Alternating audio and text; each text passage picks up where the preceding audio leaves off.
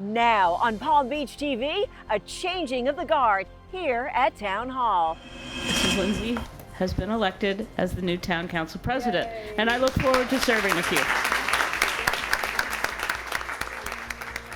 President Maggie Zeidman ceremoniously hands over the gavel, signaling the entry of a new council president and president pro tem. And on her way out, thanked the Civic Association for its support of the town. The Civic Association in particular has been a friend to Town Hall for many, many years. And we have a very close symbiotic relationship that must continue. Plus, welcoming the newly elected C3 council member, Bridget Moran, and moving forward with new business, including the latest on Phipps Ocean Park. I'm Claudia Shea. These stories straight ahead.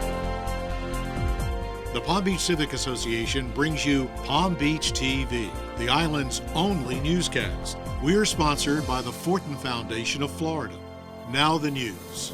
The first order of business at Tuesday's Town Council meeting, a transition in leadership as Council President Maggie Zeidman stepped down. It really has been an honor and a privilege to serve with you.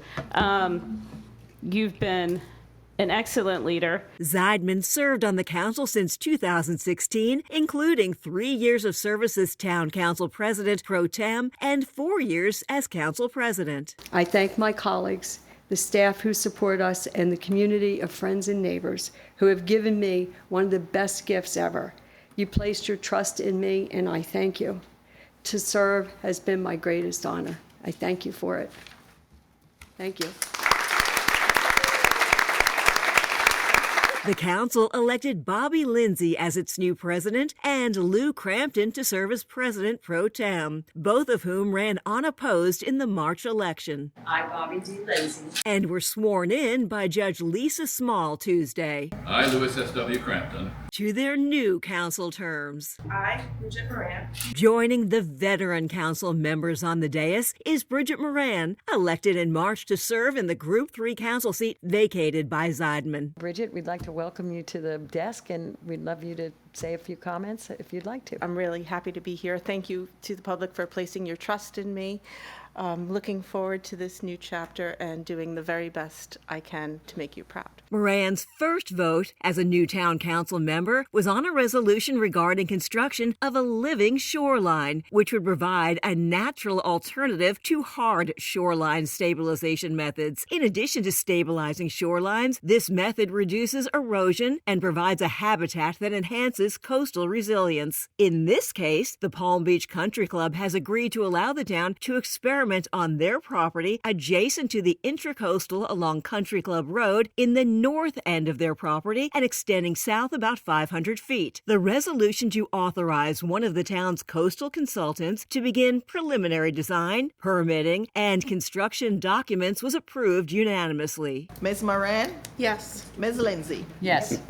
The cost is just over $157,000. More living shorelines could follow if this living shoreline trial proves successful. That same thought could be applied to other private property owners as well.